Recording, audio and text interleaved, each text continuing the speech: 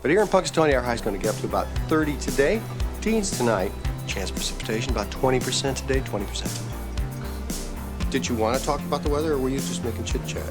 In fact, I do want to talk about the weather. We're going to talk about changes coming to this map as I continue to track a couple of snowstorms expected across the country, and I have all the latest without all the hype.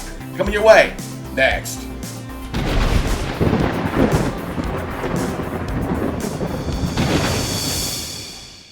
Hello everybody and welcome back to the Weather Nerds YouTube page. I'm meteorologist Craig Majeski, making a difference one subscriber at a time. And as always, we always like to thank all the new subscribers to the channel as we continue to grow. We're currently up to 2,361 subscribers.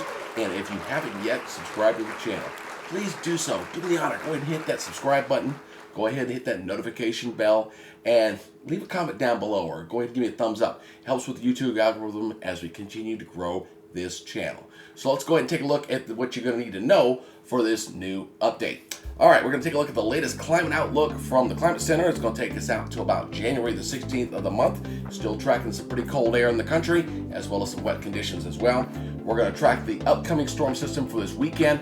Not looking quite as strong or as dynamic as some of the earliest runs, but still something to watch. And then we'll watch storm number 2 going into next week. That one's the stronger of the two systems. Also a severe component with that one as well. And then lastly, we're going to look at the temperatures, kind of long range. I've been seeing some of the coldest air of the season coming on down, and so we'll talk about where we may see below zero temperatures across portions of the United States. We got a lot to talk about. We got to get into this episode, so let's go take a look at that climate outlook. So the much talked about pattern shift that's bringing in the colder temperatures across the United States is clearly being shown here by the Climate Prediction Center. You know, the Climate Prediction Center kind of looks at all the models and kind of puts it all together to come up with this projected expectation here over this period. So when you look at days 6 through 10, and we'll zoom in here a little bit closer, you can see the western United States is definitely seeing much colder temperatures, especially areas across the southwest with below normal temperatures. We are holding on to above normal temperatures across portions of New England, the Great Lakes, and up and down the eastern seaboard just a little bit there. But as we go further in time, look at days 8 through 14, that cold air starts to push a little bit further off toward the east, so we're kind of invading here across most of the country. Only the eastern third kind of holding on to near normal or a little bit above normal, especially here across areas of New England. And where that below normal temperatures are going to be setting up, I do expect the potential there for some below zero temperatures, and we'll show you that here a little bit later in this update. Now, let's go and take a look right now at the precipitation outlook. That's also still looking kind of on the wet side here. I mean, really, especially across the southeast, as you've seen this big area of well above normal precipitation expected here, but a lot of the country looking quite wet for days 6 through 10. That's the 8th through the 12th of January, and it looks like that backs off just a little bit as we go in through days 8 through 14. This is the 10th through the 16th of the month, so just getting us past the middle of the month with still holding on above normal precipitation across areas of the southeast. But it looks like it starts to dry a little bit here in the middle of the country, but still the bulk of the country is still looking at above normal precipitation. And with cold air, obviously, that means increased chances of putting some additional snow on the ground, which has been pretty limited so far for this year. All right, we've talked about the climate stuff. Let's go ahead and look at specifically the model data for that upcoming weekend storm number 1. So we're looking at the European model here to begin our track of storm system number 1, which is going to start its life kind of out into the Rockies and is going to progress across the southern portions of the U.S. Let's go ahead and get myself out of the way here. And we're talking about this area right in here. We're talking about areas bringing some snows across areas of Utah, Colorado, and New Mexico. This is the storm system we're going to watch closely as this begins to pull off toward the east as we head into this upcoming weekend with this potential storm coming in. Not as strong as the previous runs, I will say that. You're still looking at some snows that'll be coming into areas of the Mid-Atlantic, but watch as we progress forward here, going into the day on Friday. So by late in the day on Friday, you're looking at some pretty decent rains here across the Gulf Coast, some pretty heavy rains potentially there. Not seeing any severe weather with this particular issue this time with this system, as this is expected to kind of swing out of the northeast and kind of move in to the northeastern portion of the U.S. A nor'easter is expected to develop with the system, but not an overly strong one. I've definitely seen bigger ones in my day. But as I bring this forward, you'll see the snows begin to erupt through portions of the Appalachians and going up through West Virginia. So you've seen the snows in here from Pennsylvania, going down to West Virginia, getting into Maryland, maybe perhaps Northern Virginia with some snows in there. And this is going to probably cause some headaches with traveling on Saturday especially. So if you have any travel plans for areas across the Mid-Atlantic and going into the Northeast, could be some problems, as this is late in the day on Saturday. You're seeing the snows across much of Pennsylvania and coming into the big cities of New York City. I think the cities might be too warm. It really will depend on how close that low pressure is to the coastline. If it's too close, it'll stay all rain for New York City up to Boston. But if it's just a little bit further south, then maybe you get some snows into the major cities here as this moves in for this upcoming weekend. So this will be something more like a nowcast type event as we watch as this progress as we go into Sunday morning. So by the time we get to Sunday morning, coming in across areas of Maine, stretching back with some of the wraparound moisture down toward New Jersey, and then the storm system will slowly begin to push on out throughout the day on Sunday, and by end of the day should be wrapping up and moving on out. So that is our storm system number one. Let's go ahead and take a look at the potential snow here. So let me go ahead and shift you over to the snow totals here, and we'll see what it's kicking out as far as the snow totals for this particular storm. So let's go ahead and switch over here to the snow index here, and I'm just going to take it out. As you can see, the storm coming in out to the west. So you're looking at some pretty decent snows across California. There it is across areas of the Four Corners region, looking at some snow with the storm system. And then as it gets cranking as we head into this upcoming weekend, and I'll stop this as we go into Monday morning. So we're going to stop it right there.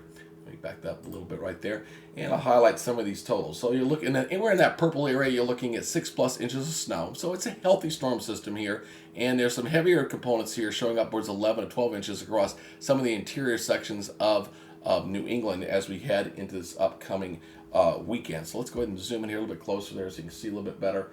And you can see there, again, internal portions of New England looking very healthy. You go up to upwards of over a foot of snow in this area. And so a decent snowstorm, a good one I would call it, for this upcoming weekend. And that'll be snowstorm number one. Snowstorm number two, potential, will not hit New England. In fact, it's probably going to be more toward the center portion of the country. So let's go ahead and switch gears, and we'll go take a look at the storm system number two. So it's storm system number two that I'm most concerned about, especially when we're talking about the potential for severe weather here. As we're taking a look at a potential for severe weather, as I zoom in here a little bit, you can see the area here along the Gulf Coast. This is for Monday morning into Tuesday morning, looking at a 15% chance risk of severe weather. And what I'm expecting with this is obviously some strong gusty winds as a potential, as well as the possibility of some isolated tornadoes. So this will be something that will be watched very closely by the Storm Prediction Center as we get closer to it. Now, as we go ahead and shift gears and we go overhead and take a look at what we're going to see with the next storm system here, as I go ahead and zoom us here into the southwest, this is the storm system as it's going to appear going into Monday morning. So it's definitely a stronger looking system. You got a low pressure system already at 998 millibars here. You're seeing the snows kind of scattered there across portions of the Intermountain region as this pulls out into the plain. So I'm going to go ahead and pull on out of here, and let's go ahead and zoom back out as we track this thing going into early next week. And it's going to strengthen rapidly as we go forward in time. Look, as we go into Monday morning, you're seeing the showers and thunderstorms clearing up. By the middle of the day, I mean, you've got some stormy weather here across areas of Oklahoma, coming through Texas along the Gulf Coast. Of course, that's the area of concern here. And here's the snows on the back part of this. So those who didn't get impacted with the snows of storm system number one will be looking for storm system number two. And watch that pressure drop. We're down to 993 millibars as we go late in the day on Monday. And then the overnight hours as the storms press off toward the east. Again, the severe component will probably stay contained along the Gulf Coast right in here. That'll be where we'll be watching for the severe weather. Look at the snows on the backside of this, wrapping around Oklahoma into Kansas, getting into near Kansas City, and getting closer to Chicago as we head into the overnight period Tuesday. This is after midnight, going to early Tuesday morning, and going throughout the day. So snowy weather into Chicago, Missouri getting hit with some pretty heavy snows. You see that dark blue in there. That's indicative of some of that heavier snow there as the low pressure deepens down to 984 millibars. You're seeing the very heavy rains here across the southeast. as we go into Tuesday morning. So it's going to be a really crazy commute for Tuesday morning, and then the storms really get cranking along the eastern seaboard as we go throughout the day on Tuesday. Would not surprise me to see a severe risk down into this area potentially as we go throughout the day on Tuesday. There you see the heavy snows kind of spreading across Michigan and wrapping around through Missouri again with this next storm down to the 980 millibars. And as the storm goes into New England, notice New England got the snow the first time. We'll get the rain this time around, as it will not get the snow as the warmer air kind of punches back in there out ahead of this storm system, because the track is here in the center of the country and not along the eastern seaboard, as this will be bringing some heavy rains into New England on top of the heavy snows they had. So a flooding potential, yeah, that's definitely to talk about going into next week, as that going to melt off a lot of that heavy snow and the heavy rains going into Wednesday next week. And then finally wrapping things up as we go into overnight Wednesday into Thursday, that low moves on out and that storm system begins to clear. All right, let's go ahead and shift and look at how much snow we're talking about. Again, this is the European model here, and we'll talk about the snow totals with this storm. Again, different track than the storm 1 that we're expecting for this weekend. So here is storm system number 2. And as we go ahead and shift this on out, and you can see here, you see the initial storms there, number 1, and here's storm system number 2 coming behind it, going into early next week. So we're talking about areas here across the Midwest. So we're stretching here from heading into areas of Wisconsin and stretching back here toward the northern portions of Texas. So we're talking about this area right here with storm system number 2, and the higher snow amounts, again, potential of over a foot of snow here across areas of Nebraska, Kansas, Missouri, southern Iowa, sitting right in here. So that area, the dark purple, right in here, that's where the current projection is for heavy snows. Now, again, this is some time out. This will change, this will adjust, but for right now, if this path holds true, the next snow event will be for the interior of the country, where the first snow event will be obviously here along areas along the New England, I should say, going into this upcoming weekend. So that'll still be storm system number 1. This is number 1, if I can draw number 1 there for you. And this snow patch back here, this is number 2, right back here. So we got 2 events we got to watch for this upcoming week, going into early next week. Now, in the wake of these 2 storm systems, as they go ahead and develop and move on in, we're going to tap some cold air out of Canada, and we're really going to drive those temperatures down. Again, as we were showing you there on the climate outlook, especially in the western portions of the United States. So let's go ahead and get on out of here as we go ahead and take you forward through time here. Notice we don't have any of this real deep purple into the country yet. That's where that real subarctic freezing air is really going to be moving in. So as I go ahead and take you forward through time, you're going to see more of this purple kind of making its appearance here across the country. So watch the little timestamp to the north, and you can see as we go through the time, especially behind the secondary system, we're really going to start having some cold air. You're seeing that definitely seeing more of the whites and the pinks in there, so it's indicative of some of this colder temperatures. You see the single digits, even some below 0 here across areas of the Intermountain region. There's a minus 12 there. That's brutally cold to say the least, and it's going to get progressively colder as we go through the next 10 days, as this cold air is going to settle in, especially across the western areas. And watch what happens as we go into Montana, going into the end of this run here, going into Thursday on the 11th of January. Look at these temperatures up here. We're talking below 0 temperatures, -6, -5, -1. Not unusual to see this. In fact, it's just a little later for us to see this kind of temperatures moving in up there. And this will be settling in across many areas of the west. We start shrinking the mild air here in the east. You notice the mild air here across the eastern third of the country, but there's a nice cold front in here expected to come in toward the end of the 10-day run, and that will bring in some colder temperatures. We're still holding on to this mild air across the southeast, but look how much of this country here is seeing temperatures with below 0 levels finally moving into the country. As I expected, what we were going to see going into January is these glancing blows as the polar vortex kind of wobbles a little bit and kind of wobbles back and brings some of that cold air down. And I think that'll be the trend that we'll see through most of the month of January, where we'll see these cold Arctic outbreaks. We're getting a better snowpack on the ground, and it'll warm up briefly, and then we'll get another cold shot down. Question is, will we get some of this cold air across the eastern third of the U.S. here later in the month? I think so, probably very likely. But for right now, boy, the folks out in the west really going to be seeing some very, very cold temperatures, so get that firewood ready.